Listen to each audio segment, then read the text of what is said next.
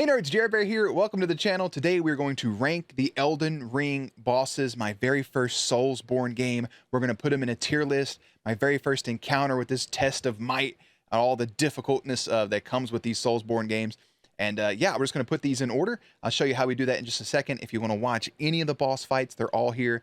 You can watch my suffrage, my pain, my agony, my torment, and you can also watch the euphoric feeling of that success of finally hitting that final blow on the boss that's been driving me crazy. It's all good shit. It's all here on the boss fight and Elden Ring playlist. Besides that, if we go in game, this is what it looks like from bottom to top. Haven't fought, trash, C, B, A, S, and then Mr. Goat. Mr. Goat simply stands for Mount Rushmore, greatest of all time. So we'll do haven't fought through S, and then once we're finished, we'll take our top 4 and create our Elden Ring Mount Rushmore of bosses. So this had its own little order a second ago. I went ahead, took a minute, put them in order of which I fought them. So we're gonna do the main bosses first and then the side bosses. And we're gonna rank them based off of difficulty, the aesthetic, the lore, the cutscene, whatever it may be. But I will start with this. The only 2 I haven't fought is Lord Dragon Flaccid Sex. We haven't beat him yet. And then the Lich Dragon Fortisex. We haven't fought. Those are the only 2 things keep me from a platinum trophy. Now, with that out of the way, we're going to start from the top with Margaret the Fellowman. Put these foolish ambitions to rest. His cutscene was kind of mid, but we're going to kick him off with an S tier. We're going to start with an S tier boss because this is your first challenge in the game. This is the first thing they kind of feed you. Not the damn scallion crab, but this guy. No, you're not high enough level to be here. I don't care if you do summon Roger. Roger shows up and he's casting spells. It's not enough. It wasn't enough. Bro, I summoned Roger. I summoned my jellyfish or my wolves, whatever it was. It wasn't enough. This boss, of any of the bosses in the game, took me the longest to beat. 29 attempts on Margaret the Fellowman, and it was absolute pain. Again, his cutscene was ass, but just that first opening challenge, I actually had to get a friend to join my session with summoning Roger. Still took like 3 or 4 attempts, and we finally got him, and I was just happy to move on with the game. Then you go from that, and then you get Godric the Grafted. You kind of hear about people grafting themselves and offering them up to Godric, etc. His lore is he's really not of this lordhood. He's kind of just wanting to give himself power he really doesn't have. Super sick. His cutscene is okay when you first see him. The I command thee kneel is badass, but him ripping that dragon's head off and shooting the dragon fire at you is pretty damn sick. My only thing is that he was too easy. He was easy. Like, he rolled around, he did all the ground and pound stuff. What's it matter? It didn't. He's easy, but I will have to say he does give you the best rune in the game. +5 to everything? Come on. Should I do it? Is it still cringy? Sheesh. Anyways, after that, we have... I'm so sorry. I'm not. After him, we have the Red Wolf of Radagon, who I don't know anything about. All I know is the fight was super easy and their reward was just a memory slot. That wasn't for my playstyle. I just wanted it to be better. The boss fight itself was cool. No cutscene, but the Red Wolf of Radagon was decent. Ranala, Queen of the Full Moon, literally. She's literally the Queen of the bloody full moon. She throws a full moon at you. Like, off rip, she does that fucking kiame and then hits you with the moon. The moon's super easy to dodge. It takes 70 intelligence to cast that fucking thing. And so she's super smart. I'm putting her in B for babies because she has some weird-ass kids, and she's up there in a giant ovary. She's protecting the eggs. She gives the power rebirth. Her cutscene's cool. If you didn't already get the wolf summon by meeting Ranni the Witch, this was kind of your first introduction to Ranni, which I think when she gives you the wolf, she's Rena. But still, the boss fight area just being the water with a giant moon in the background, and everything about it is great. It's not great enough to be an A or an S, but it's still great enough to be as high as it is. So Ranala, Queen of the Full Moon, 100%. Next up, we have the Festival of Radon. You hear so much stuff about a festival going on, and you're like, what are you all talking about? Finally, you get there. Festival of Champions. The homie Blide's there. Alexander, the Great Jar, is there. Other peeps are there, and you're introduced to Jiren. And from this point, you get lowered down. You're in an open battlefield, and you're getting arrows shot at you. One of the coolest openings to a boss fight. I missed the introduction of his second phase, that comet form that I've seen all the time on the internet now. I missed it. I guess I was just turned around the other way. I took off running the second he left. I'm like, I don't know what's happening. I don't know what to do. He comes in, and it didn't take that many attempts. I actually fought him when he was nerfed. I hate that because I love the game cinematic when the game was first announced, watching him versus Melania. He's just a Giga Chad. He's using gravitational magic, not only to hold back the stars, but to help him ride his horse still. Come on, dude. Where else would you put him other than S? Right? Come on. Stop it. Don't play yourself. Next up is Reichard, the Lord of Blasphemy. Reichard. We will devour the very gods together, or however the fuck he speaks. The Lizard Man, the Serpent. You know, the first couple times I didn't use that spear, and then somebody, the dude in the Volcano Manor's like, use the spear, my friend. So I used the spear, was able to kill him. I love the way he talked was so goofy, but pulling the sword out of his mouth was sick. I was not expecting a second phase. It was just wicked. It's just wicked. I like the fight a lot. I like Reichard. He's immortal. He can't die. Tannis was eating his damn brain meat. We had to kill her to get some stuff, and that kind of just is what it is. I'll give him an A. I can't go any higher. I don't think he should go any lower. I'll give him an A. Difficulty, but he's still pretty fucking cool, right? So now we get into Moog, Lord of Blood, the forgotten Omen son, just like Margot, that's cast into the sewers by his loving parent, by Godfrey. Well, not really by Godfrey, mainly about America. He ends up stealing Mikola, Melania's twin brother, who's birthed by the single god. He ends up stealing his half brother and wanting to be his consort for this godhood with the formless mother and all this other shit. It's super weird. It's hyper creepy. The boss fight was so difficult for me at the time. I was super underleveled. I got to this area early by accident by doing that Ver quest line. I wasn't ready to be there. It was so bad I had to cheese the boss. I didn't know that there was a flask, that there was a thing to put in the phallic, whatever the fuck, the physic drink. I didn't know there was a thing to help negate it. I could not beat him. I had to cheese him. The wings, the Nile, whatever the fuck he says. Nile, is sick. The weapon you get is sick. Everything about it, I love. Easy S tier. I love Moog. He's just creepy. Just a creepy dude. Morgot, the Omen King, is the same person as Margaret. A lot of people have split personalities in this game. Not as difficult as Margaret. I think 1 or 2 attempts on Morgot. I can't remember. Watching the sword was pretty cool. His attacks were cool. I think I'm going to give him this high of a rating simply because of his cinematic. Calling out everybody that would surround him in the chair. I really like that. Called them all traitors and then went to business. I liked it. I give him an A. The Fire Giant is an insta-lock for an S for me. Here is the reason the Fire Giant is an S tier, and it's an S tier so quickly. It was so randomly difficult. I didn't know there was a summon. I didn't know I could. There's a summon for Alexander that I didn't know or didn't know where to summon him from. I had done everything for Alexander at that point. He's the last giant left alive to help tend to the flame. To help keep that flame alive. He always has to tend to it. All the other giants around him are frozen and dead. He's by himself. He has a mouth face on his chest that summons fireballs, and he ripped off his own fucking leg, and he takes a sledding board and throws snow at you. S tier. I spent too long of a time on this guy.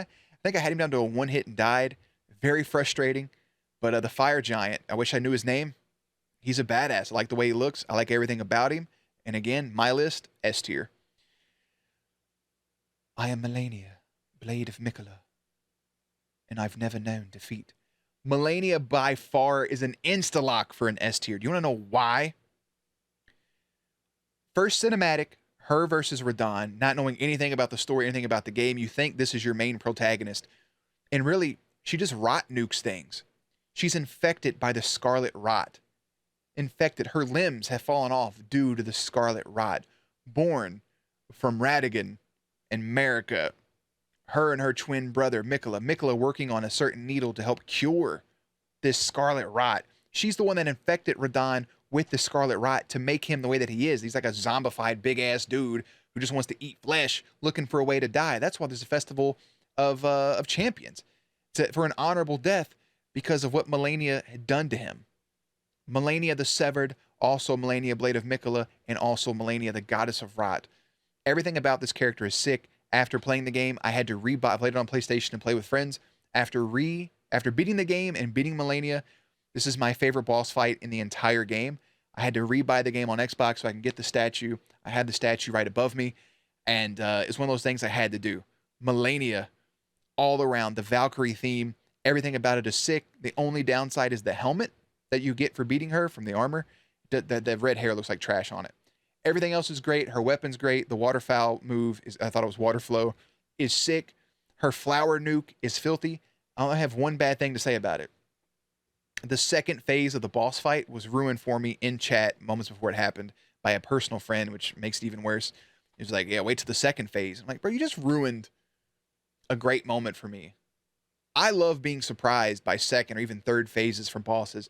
And to watch Melania for the first time just grow those butterfly wings, naked, you see all the rot on her, just would have been sick to experience. It still was, but the shock factor would have been cooler. Just watching her attach the arm and her moves, the ability to one-hit you, everything about it, I can't say that. I don't want to ramble, but still. Next up, we have the Godskinned Apostle, the Godskinned Noble, and the Godskinned Duo. I'm going to put them all at B tier, rapid fire right here. Why? Because they're not that difficult. Godskinned Apostle just looked really cool. The big fat sumbitch, Godskinned Noble, him rolling around in the thrust attack just pissed me off. A lot of people on the internet say Godskinned Duo is the hardest boss fight in the game. I think we did it in 2 attempts. You just attack them. I don't know. I didn't have to use anything extra. I just swung. I just swung my weapon around. Yes, I use summons, fight me. But still, like, I didn't find it that difficult. Moving on is Malachith the Black Blade. Malachith the Black Blade is, I also think, an insta-lock S tier.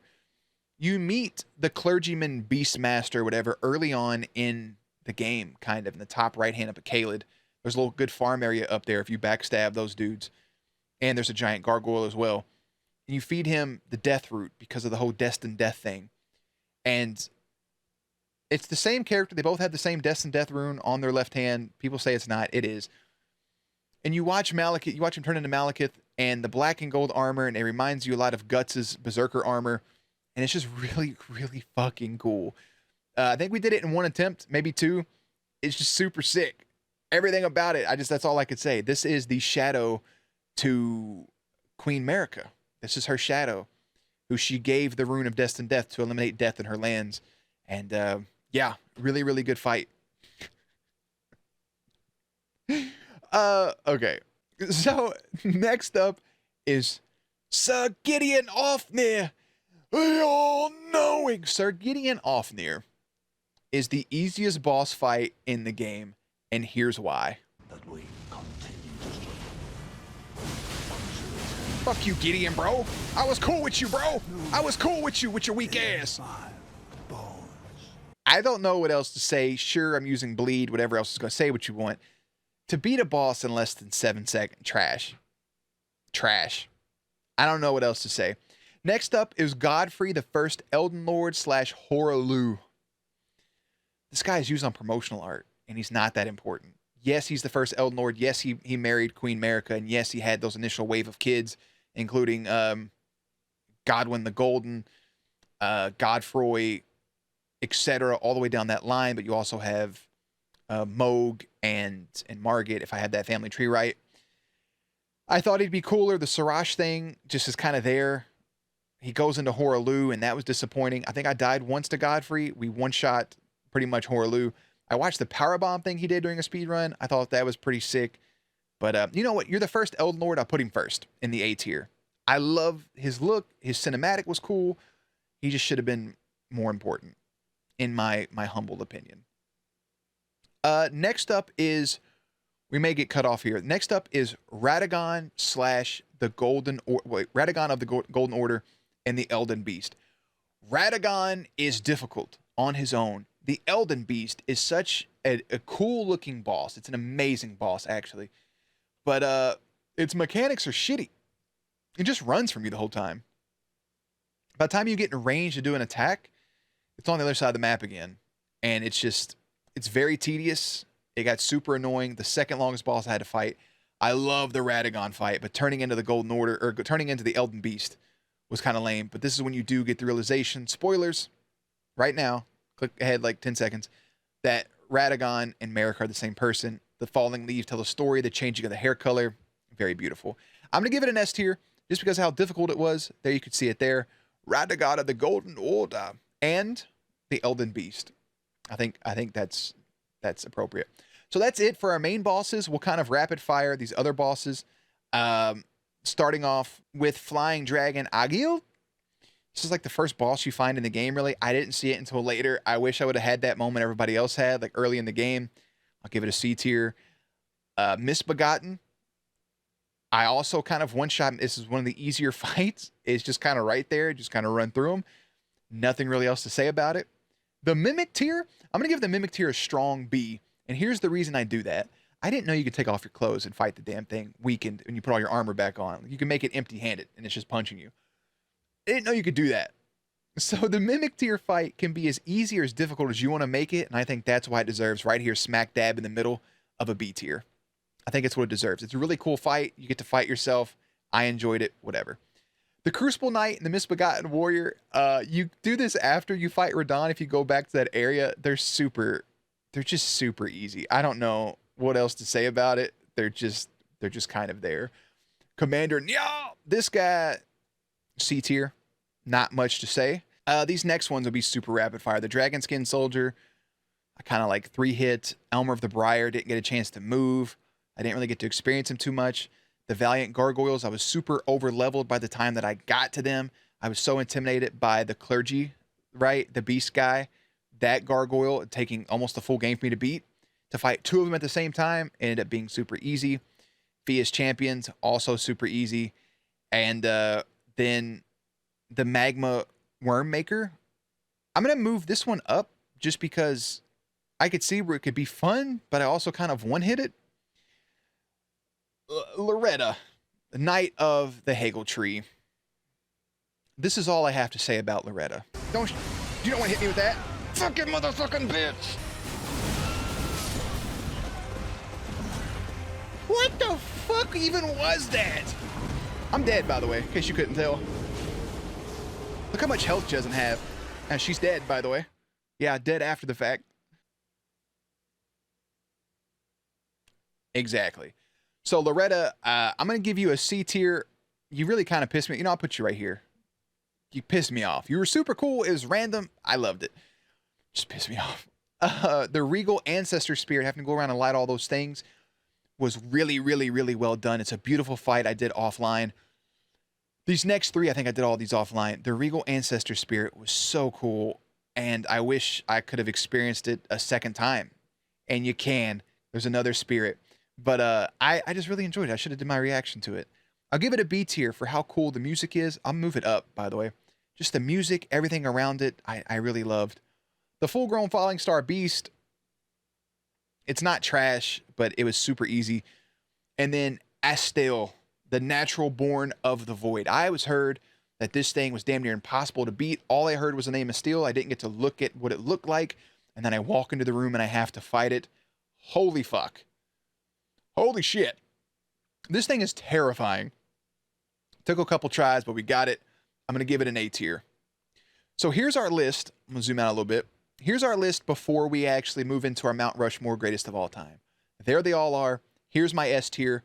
4 of these beautiful bitches are going to go up into the Mount Rushmore GOAT status. Are you ready? Here is our Mount Rushmore of Elden Ring. So here we go. The very first one I'm going to put in here is Scourge Radon, the ultimate Giga Chad, the guy using his magic to ride his horse. It's a beautiful boss fight. I wish I could do it again. I probably will in New Game Plus or my second playthrough or my playthrough on Xbox just to experience it a second time on a harder difficulty because it's just super sick. Next up, it's going to seem weird, but I have to give it to Margaret the Fellowman. For that to be the first boss right out of the gate, I can't explain how much of a fucking just middle finger that is to the player, especially somebody new to Soulsborne. I'm not complaining. It was just super hard. I had to stop playing and go to bed and come back to it the next day. That's what I had to do. Third on this would have to be Moog, Lord of Blood. He was so difficult that I had to cheese him, but I love the story of the Lord of Blood, trying to build this dynasty and how it affected people like Var, whatever his name was, and how it affected these people around him. I want to know more about that dynasty, and a lot of people think the DLC will follow Mikola in the egg, and we'll see if that happens or not. Last, but certainly not effing least, is my very favorite boss. This is the leader of the Mount Rushmore. This is the GOAT themselves. You could already guess by now, is Malenia, Blade of Mikola. Malenia the Severed, Malenia the Goddess of Rot. I love it to pieces. Mwah! Everything about it was perfection. I want to do the boss fight over and over again. I wish you could do it like Final Fantasy, where you can go into that danger room style thing and refight the bosses. I just want to do it. If I had to move one boss fight up to an S tier to complete this, I do sometimes do a little move around. I'm going to move Estelle up to an S tier because of how fucking wild it was the first time seeing that. I don't know the lore behind it. It is just, it's wild. It's the natural born of the void. And I think on that note, that's our list right there. Your Mount Rushmore greatest of all time is Malenia, Radon, Margaret, and Moog. MR, I should have did GRRM, George R.R. Martin, but that's not how this works. I don't have any G's up there to put. And that's what it is. That is all it is. It's a wrap. And oddly enough, my friend just texted me and said, is he listening to me? Said, you fight Malenia or whatever. What a fucking dweeb. So that's the list. Let me know your thoughts and opinions on it. I will link this tier list in the description box down below. Feel free to take it yourself. Feel free to post your rankings in the Discord. We have a rankings category you can do so in. And yeah, just let me know your thoughts and opinions. And on that note, I am out. Malenia is the GOAT, as always. Links and everything will be in the description box down below. Playlist will be up on screen. Make sure to check back for gameplays, commentaries, news, and updates. Later, nerds.